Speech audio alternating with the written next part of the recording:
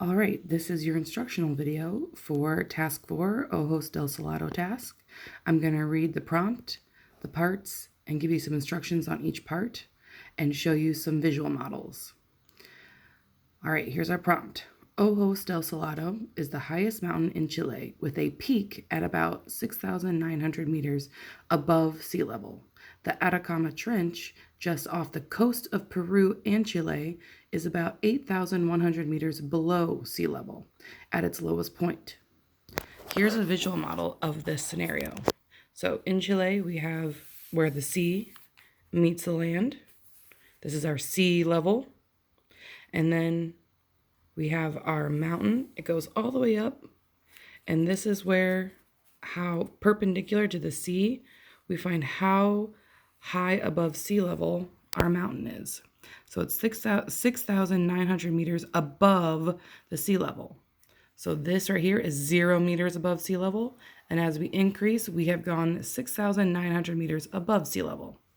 Then below the sea, below sea level, here's our sea, we have the Atacama Trench, which is off the coast of Peru and Chile. And this is a trench, is like a big ditch. It's really, really big. It goes really, really deep.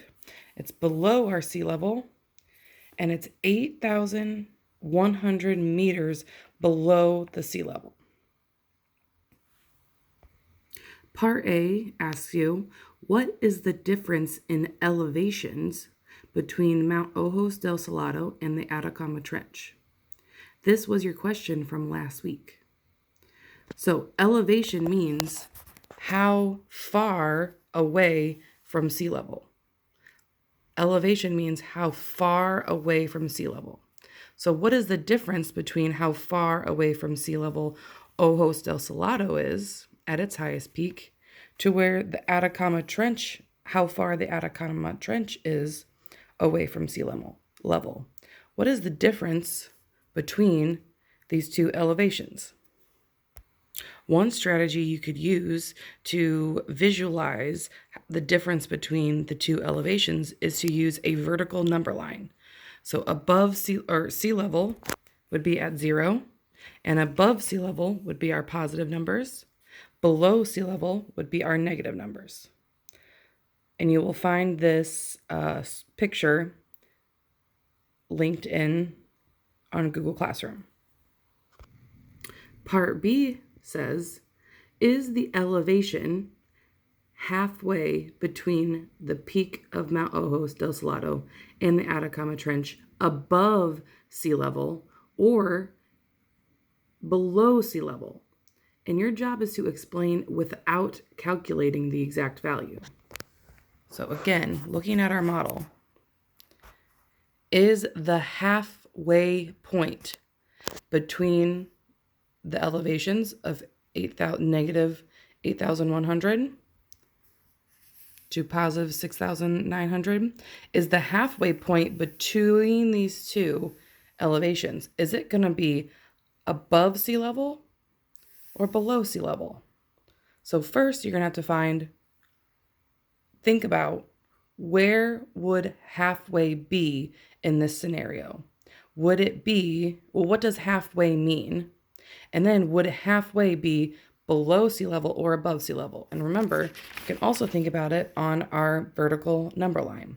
So if this is our positive above sea level elevation, this is our negative below sea level elevation, would halfway, what is halfway?